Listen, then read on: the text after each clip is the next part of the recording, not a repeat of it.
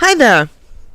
At this point, I have lost track of the number of times that I have reworked this one video in order to not get any pressure or any pushback for posting it.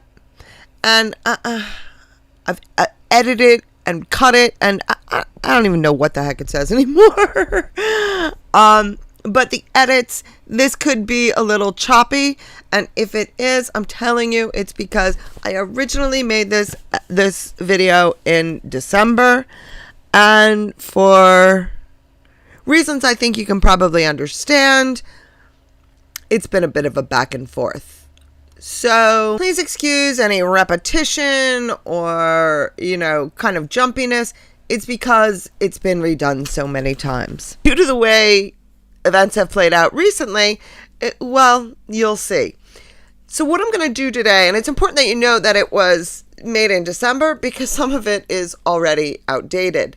So what I'm going to do is, this is the original video in its entirety, and I sort of tried to update it as it was appropriate. You'll see. I mean, it's not great. It is a bit choppy, and I apologize for that.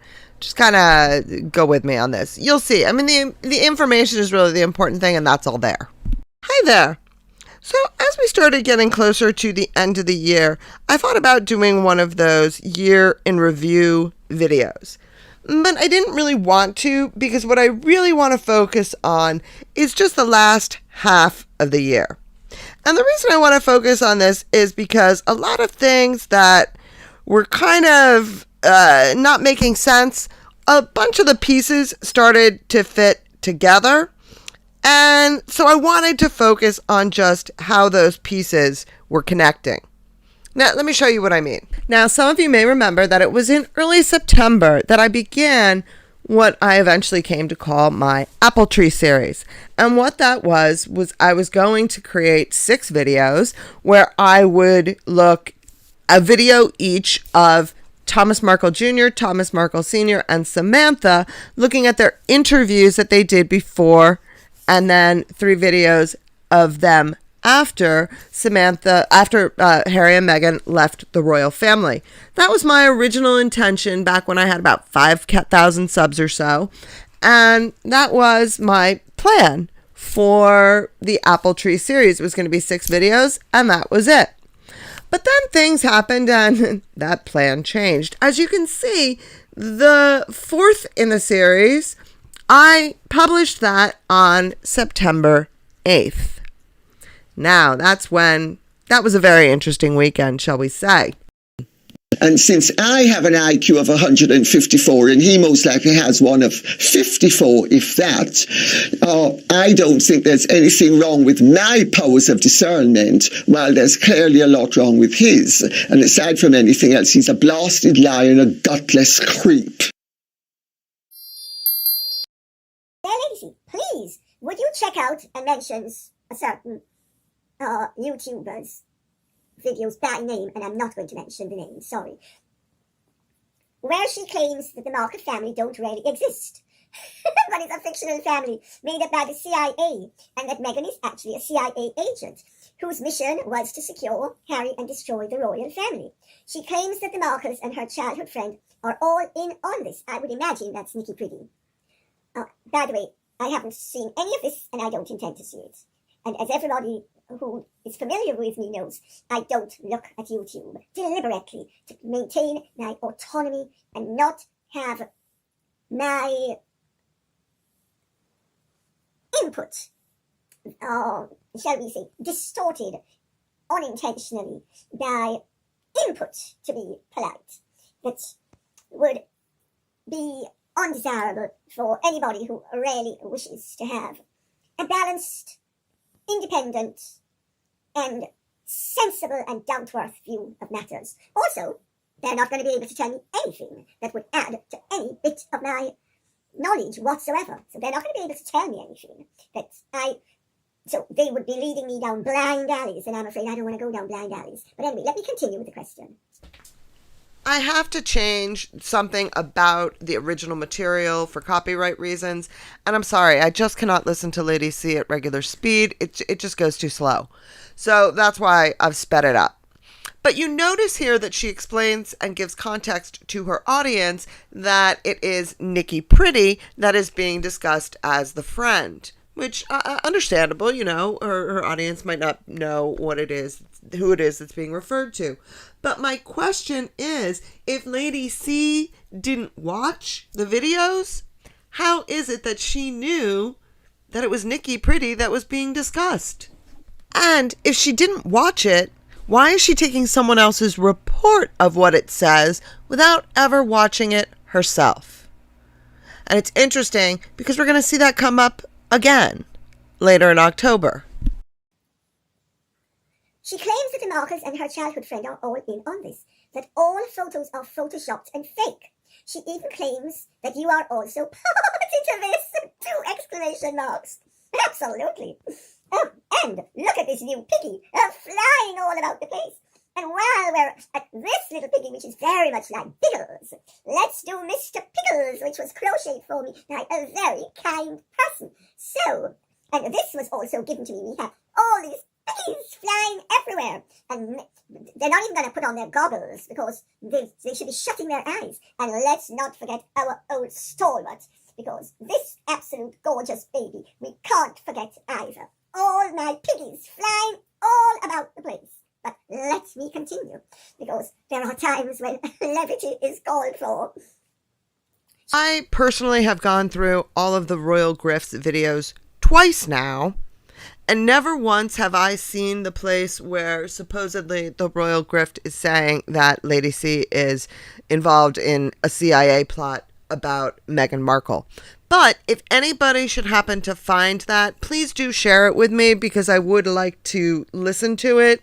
Because, I mean, I assume since Lady C said it, she must not be lying. And I firmly believe that this question was written by Samantha and Lady C. This was not sent in, or if it was sent in, it was sent in by someone and it was picked because it was exactly what they wanted to say. Is allegedly, in my opinion, do your own research and form your own conclusions.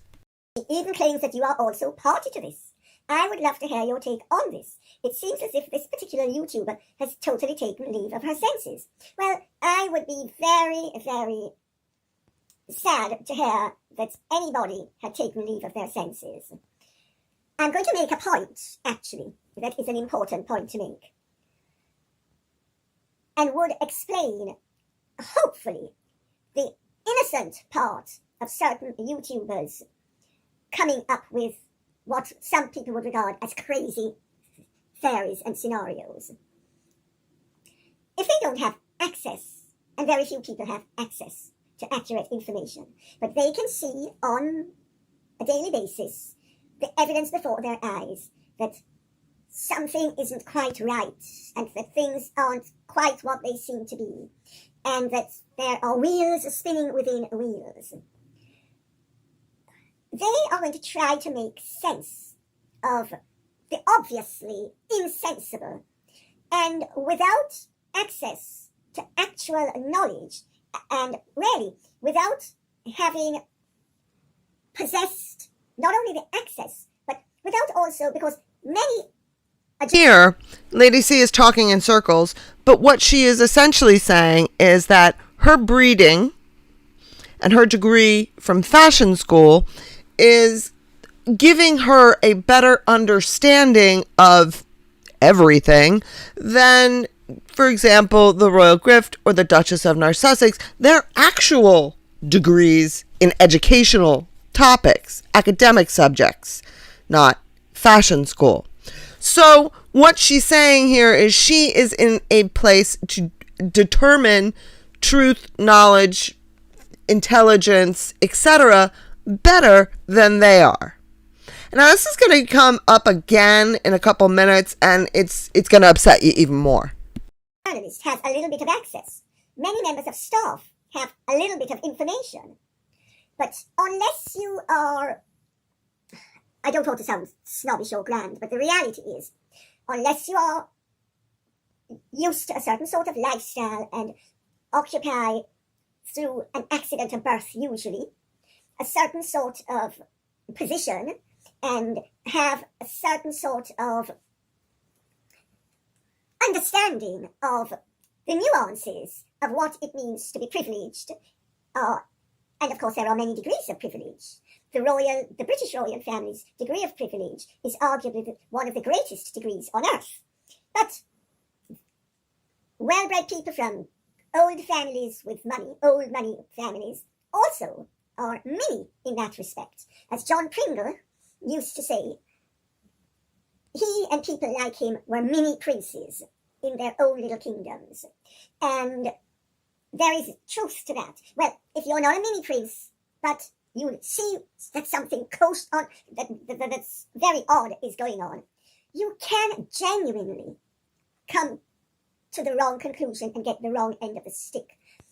And you can come up with an explanation that to you makes sense. But it's actually inaccurate, because basically you are applying your codes of conduct and your values and your expectations to people who have totally different codes of conduct, totally different values, totally different considerations, and function in a different way on a different level. So I'm trying to be really understanding as to why decent, intelligent people, ordinary people, often get the wrong end of the stick, because they are dealing with people who are in extraordinary circumstances. Now, this is where she kills me, because right here she's saying that anyone in these unusual circumstances are therefore better educated than anyone else. So basically she's saying that Prince Harry, having been raised in this situation, is therefore better educated, more knowledgeable, and more intelligent than people such as the Royal Grift and the Duchess of North Sussex. Now, I know what you're going to say, but she's not talking about Harry. She's talking about herself and other people, that they can evaluate better these events because they have this background. The problem is that she's making such a blanket statement that she doesn't even realize she's including Harry in this. And, by the way, not including herself, because she just was not born to these circumstances. So how the heck is she more educated? And how does she have this breeding when she wasn't born to it any more than the Royal Grift or I were? But that's the problem with her logic. That Lady C actually believes this. And more than that, even if she doesn't believe it, which I think she does, but even if she didn't believe it, she is willing to say this in order to make whatever point it is that she wants to make. She's willing to twist the facts and reality in order to suit her narrative.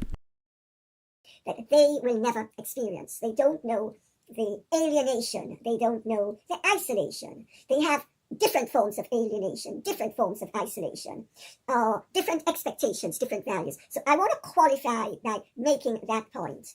And then I will say, Samantha has been complaining to me about the fact that some of the crazy things that are being said at the moment are just beyond ridiculous, you know, that the Markle family is covering up for the fact that Meghan is much older than she is. Meghan is not much older than she is. Meghan is 42 years old. Is it 42? She was born in what, 1980? Or is she 43? Anyway, however old she is. She's not 47 or 59 or 72 or 30, 31 or 54. She's none of those things. I think she was born in 1981, so I suppose that would make her 43. Yes, she's 43, because Harry's coming up for his 40th birthday, and she's 3 years older than he is effectively. So, that's the first thing. The second thing is that Meghan is a plant, planted by the CIA, or Meghan is planted by this or that. That was on September 7th that Lady C attempted to discredit the Royal Grift and the Duchess of North Sussex. And she very clearly stated that she was doing it because Samantha asked her to, because Samantha was upset about the stories that were going around concerning the Markle family. Since Lady C clearly said she never listened to the videos that Samantha was complaining about, we would have to assume that any inaccuracies in the translation of what was actually being discussed in those videos would be down to Samantha. She's the one that told Lady C what was in the videos because Lady C didn't watch it. So does that mean Samantha lied? Because I haven't seen where the Royal Grift ever said Lady C was a member of the CIA. Now, at that time, the Royal Grift had just started her video series where she looks at all the photos from both Meghan and the Markle family and proves that they are fraudulent photos. And that was when the Duchess of North Sussex was rather vocally discussing the potential that Meghan is not 43 and that she is in fact 47. And Lady C took a pretty good dig at the both of them. Wasn't that interesting that Samantha was in fact trying to control what was being said on YouTube in the Megxit community? So one of the things that Twitter and Facebook and Instagram and others can do to help law enforcement and help keep their participants safe, biometrics. If you get on your computer to sign in, you're using face recognition or your fingerprint or your ID. Is that a violation of freedom and privacy? Hell no, because they're out there violating others' freedom and privacy to the extent of criminal acts. Criminals are not guaranteed anonymity under any law. And if they're going to be out there, they're breaking laws and committing crime, you're not entitled to privacy. And it was on September 8th that we saw the live stream that shall not be named, in which we saw Steph the Alternerd and Sue Smith part another YouTuber in a rather catty and bitchy and immature manner. Attack and gang up on Paula. And may I add, they were incorrect about what they said. And I believe I was the first one to really speak out and say that there was a clear connection between the events of the 7th and the 8th. During that live stream, we had on the screen, put there for everybody to read, Sue explained the messages today from Samantha about how upset she is at Paula's lies. And that came from Trevor Colt. Now, why on earth was Trevor Colt allowing Samantha to push a narrative that included a bullying, catty, bitchy move? I mean, why would he be involved in this unless there's more to this than possibly we realized? And we also saw the next day, was it the next day or the day after? It was either Monday or Tuesday. We then saw Andy Signore go after Meghan's mole in an equally brutal fashion and quite verbally abusive to not only a colleague, but a woman who was a guest on his show. Gross as Andy's behavior was, I was actually more disgusted by the fact that there were two other women sitting there and they let him do it. And they didn't argue with him. And they didn't call him out for his bad behavior. That's when I started to expand the Apple Tree series. Because that was when I did Apple Tree, the Ambush Edition. In which I pointed out that, in fact, it was Samantha that was controlling all of this. That Samantha was sending out Megxit YouTubers to do her dirty work for her, against their own colleagues. Now, in that video, I pointed out the connection that Lady C had done the exact same thing, and where all the attention was going on the live stream that shall not be named, it was a two-tiered hit because Lady C had done the same thing the day before, only in a lot less showy fashion and a lot less, mean girl bullying fashion. She just went out and criticized people. But in both cases, it was clear, we were told, Samantha was at the head of all this. And that's a very manipulative thing to do. The way she wasn't going out there and saying anything. No, she was getting other people to do the dirty work for her. Now, then Samantha chose that as a good time in her head to go and discuss the Constitution, which she, again, as she has often done, she misrepresented the emoluments clause of the Constitution, which, I've said it before, that's a trigger for me. I get triggered when people misrepresent the Constitution, and especially when they do it in a self-serving manner. And I felt that's what Samantha was doing. That was before we even knew that her mother had supposedly passed away the day before. We didn't know that when she was on Dan Wooten. We found that out afterwards. And I certainly wouldn't have said that based on the way I saw her behaving on Dan Wooten. So I threw that in that same day because honestly, it just infuriated me. But what I was doing with the Ambush edition was building up to the bigger picture that I saw. And that became the Shady Bunch video. And you can see there that it was on September 13th that I produced that or uploaded that Shady Bunch video. In that video, I outlined that I saw that there was a group of people that were working to push the Markle narrative. It was very clearly being done. They had an agenda, and there was a group of them that were doing it by attacking fellow YouTubers in order to get the Markle narrative to be the only one that was out there within the Megxit community. And I had said you had Lady C, you had Dan Wooten working with the Markles, and that was before I even knew how many. I'd never seen the plethora of videos, the interviews that Dan Wooten did with Samantha. At the time, I was just going on, I figured there were 3 or 4. There's so many of them. It's ridiculous. She does it monthly. And so that was before I knew that. But I knew that it was the Markles, it was Lady C, it was Dan Wooten. I left that center square open. And I knew exactly who belonged in it. And the reason I left it open and put the little smoky thing there was because I caved to pressure. I had people telling me it probably wasn't a good idea to go ahead and put the person that belonged there up there. Even the people that were telling me I shouldn't do it were telling me, well, of course, we know he's involved. Everybody knows he's involved. It's obvious he's involved. Everybody knew he was involved. But they still said I shouldn't do it. An idiot that I am, I caved to the pressure. But let's correct that. I said there would be YouTubers like Steph and Andy who would be doing a documentary. Doing a documentary that would, again, push the Markle narrative. And I said they would have YouTubers like Sue and Trevor, although at the time, as I said, I kept Trevor a shadowy figure, but they would be trying to manipulate and collaborate and spread the platform, giving the entire Megxit community the whitewash that's of the Markle narrative that Samantha wants.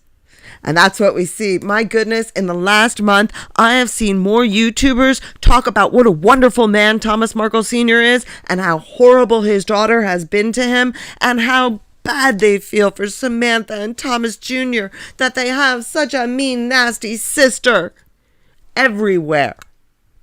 Now, I don't remember any of that coming out to all that much in September. Do you? Anyone who is out there saying that, Thomas Markle Sr. was such a great dad, I'd like you to just go out there and check out Thomas Markle Jr., because it's their own words, his interview with In Touch, where he talks about what kind of a father Thomas Markle Sr. was while the kids were growing up. Because those people that sit here and say, oh, leave him alone, go watch that and then come back and tell me that. Because that's coming from his son's mouth. At the time, I had not seen as many of Samantha's interviews as I have now. Now I know that censorship for everyone else, but not for Samantha, has been her true belief all along. I know nowadays she's talking against censorship. She only does that because we have all caught on that Meghan wants censorship.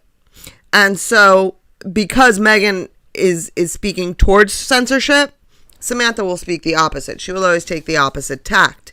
But we all know that in her heart of hearts, Samantha wants to be able to censor and control what everyone says. She wants her narrative to be the only narrative. Nothing to fucking stand on except for their own imagination. And one of them is our recollections may vary. I mean, seriously. You just bit off way more than you can chew, because I am going to hammer you so fucking hard until you cry and jump off a cliff. Mark my words. And then, on the 16th of September, you had Thomas Markle Jr. coming out and threatening me. And he threatened me on the 16th. So I uploaded the video on the 13th. He threatened me on the 16th. And if you remember, around that time, I made another video after this. And in it, I played a very interesting voicemail that I got from someone the same day that Thomas Markle threatened me, but before he threatened me. And fucking Wooten, who, by the way, editor of The Sun, if someone had fucking done that to me, you can goddamn bet I would do everything within legal parameters to create an army to, fight back. That's what people do when they're at war. So for me, there was never any doubt about why Thomas Markle Jr. attacked me that Monday. I always knew that it was the Shady Bunch video that had prompted him to do that. That was what pissed them off. That was what made me a threat. That was when I got added onto the list of people to get rid of. And in my opinion, allegedly, speculatively, do your own research and form your own conclusions. I believe it was over the 14th and the 15th that Samantha and Thomas Markle Jr. decided to share with us all the news of their mother's passing. Clear to me that in Thomas's grief, he forgot to explain to us how it was that Rosalind had just done an interview with the Daily Mail right before she got so sick. Rosalind did an interview with the Daily Mail on August 31st. And then you had Samantha come out on September 11th. And I have to give her credit, because when I see that video, when I see that interview she had with Dan that night, I couldn't tell at all how devastated she must have been with the news of her mother's passing. She just did a tremendously good job showing us what she was to, on with the show and whatnot, Grief doesn't wait. An emoluments clause to misrepresent and all.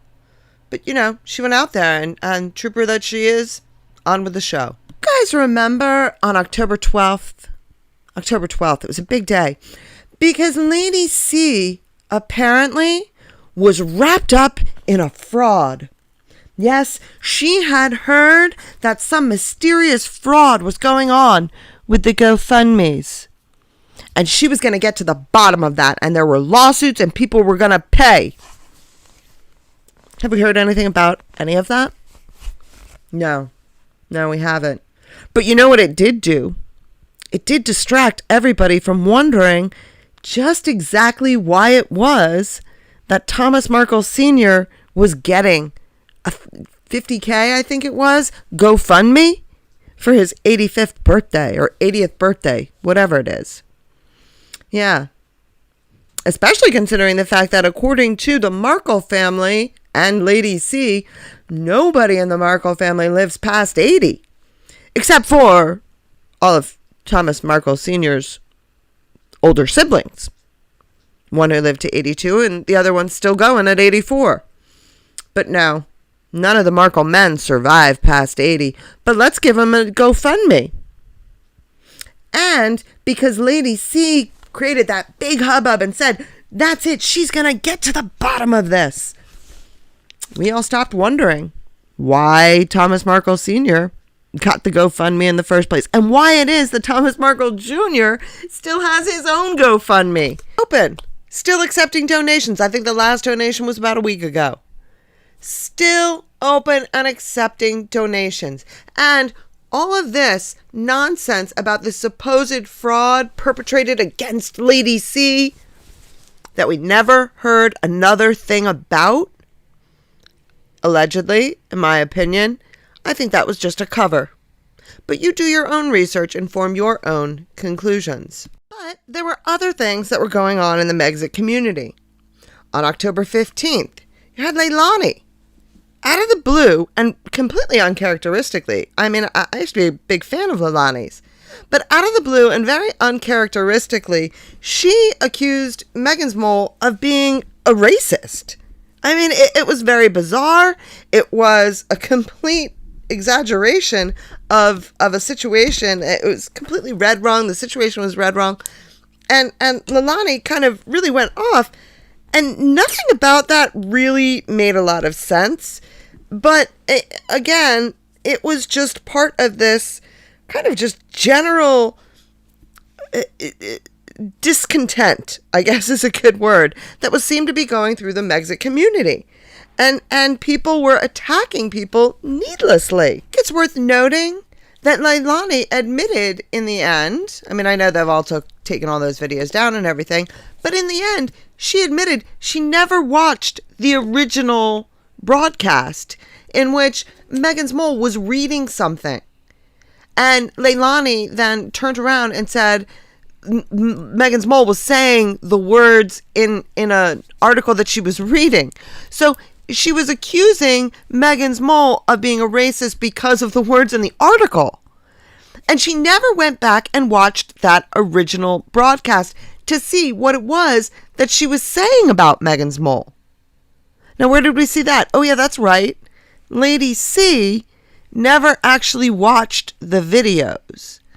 She was just going on someone else's representation of what the videos were about, just like Leilani.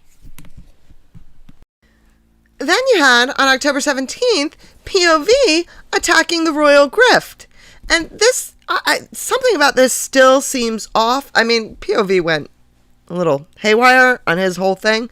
But, and you know, I'm certainly not going to defend what he did. I still am not really sure what happened there. But what I do know is I did go back and I looked at the account that it was that got involved in the whole thing in the first place, and that, you know, kind of made a mountain into a molehill. And that account was an X account that before this had only posted maybe twice. I haven't really seen much of them in the Megxit community since. So where did that all come from? Where did that person come from that they suddenly are sitting there and creating an issue between POV and Megan's and the royal grift? It came out of nowhere and then disappeared almost as quickly as they had once arrived.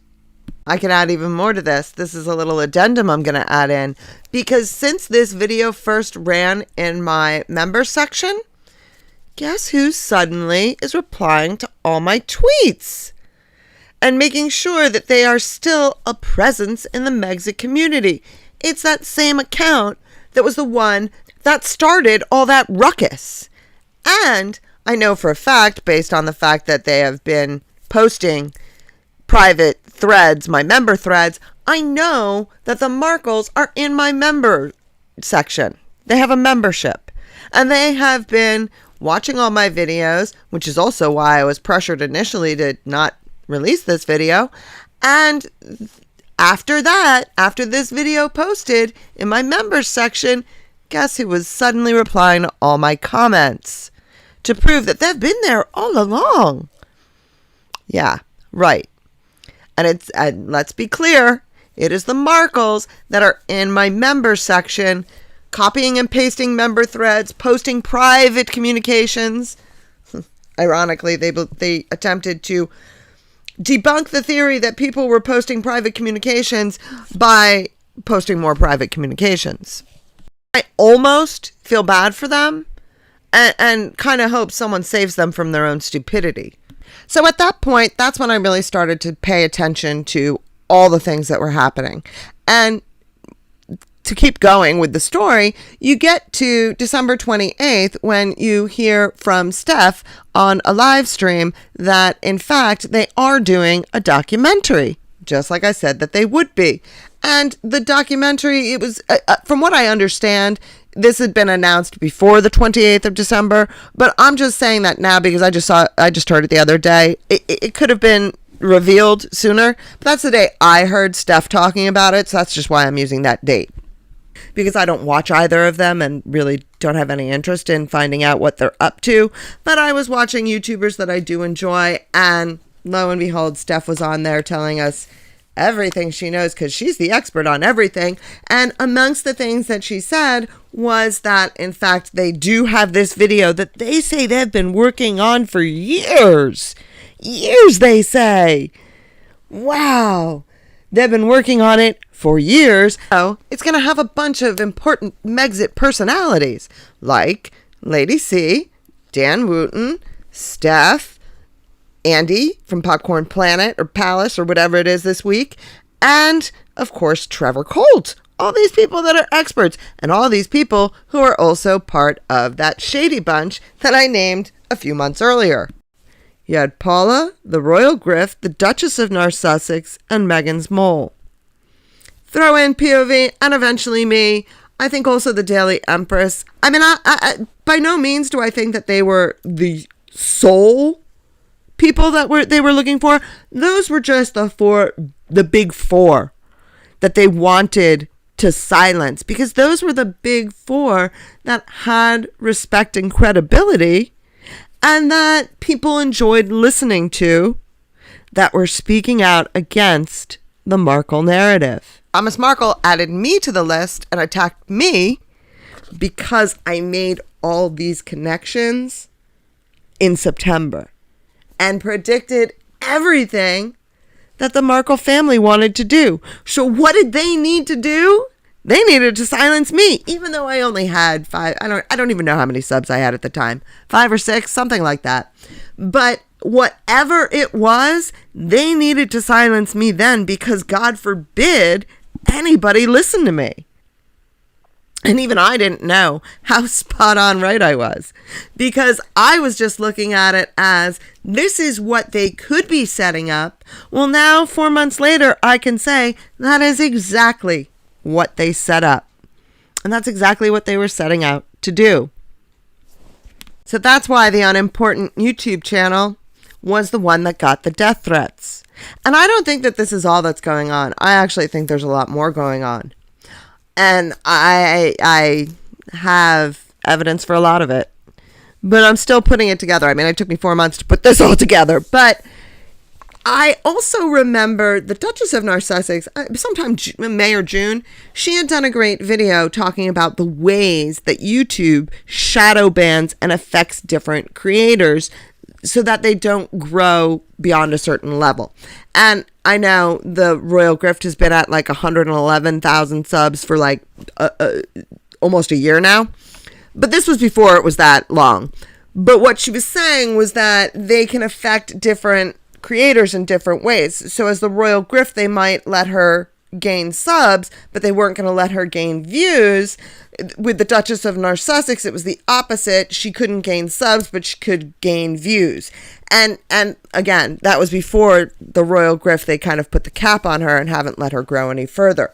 But it's the idea that they can affect different creators in different ways. Well, I think that's a lot of what we're seeing with the Shady Bunch also. Using a different strategy and a different tactic for each person, what they're doing is they're not creating any patterns. So you can't say, oh, look, they always did this. They did this to this person, this person, this person.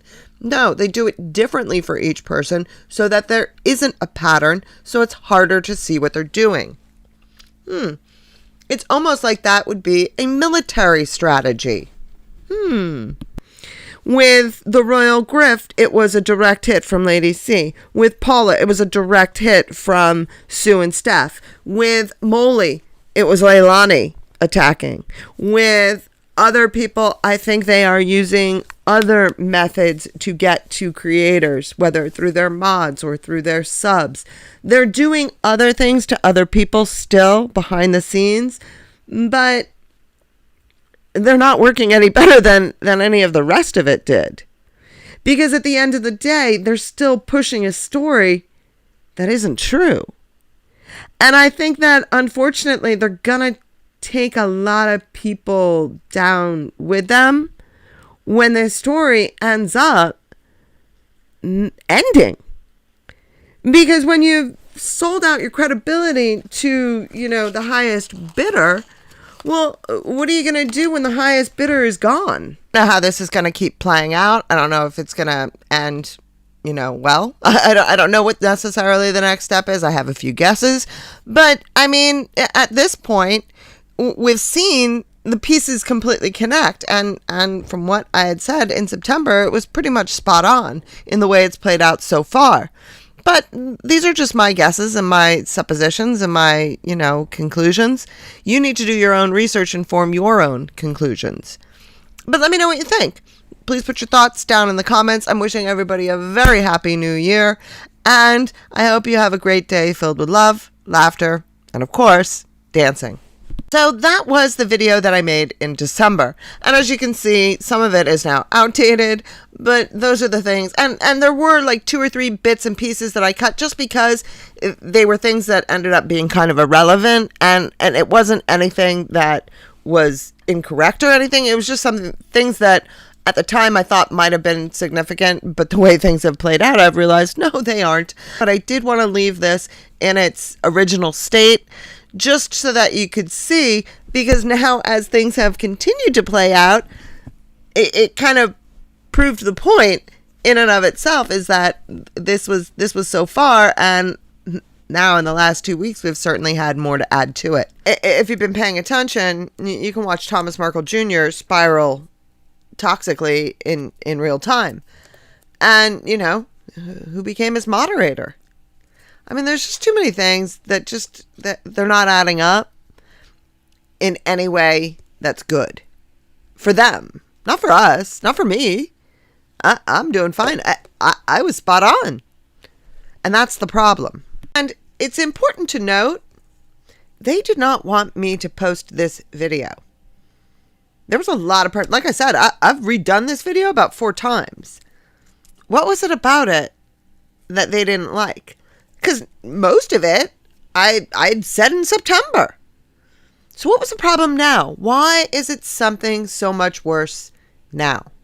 For the last few weeks, I've been threatened. I've been doxxed. I've been, I get the nasty threats to my kids. They're going in all sorts. I've been stalked across anything on YouTube. I mean, enough is enough already. If you have something, the cease and desists. If you have something, present it. If you don't, then be quiet. I mean, you're just making fools of yourselves, honestly. I'm thinking of you right now. You're just making yourselves look worse. And me, I got more important things to do than this nonsense. I want to look at the Markle Foundation. I got historical videos I want to make. I have things to do. You claim I have no content unless, I'm talking about you. You literally do nothing but talk about me. And when you don't have anything to say, you shut up for weeks. Why don't we just continue that? Let me know your thoughts down in the comments. Thank you very much for listening, and I hope you have a great day filled with love, laughter, and of course, dancing. And since I have an IQ of 154 and he most likely has one of 54, if that, I don't think there's anything wrong with my powers of discernment, while there's clearly a lot wrong with his. And aside from anything else, he's a blasted liar and a gutless creep.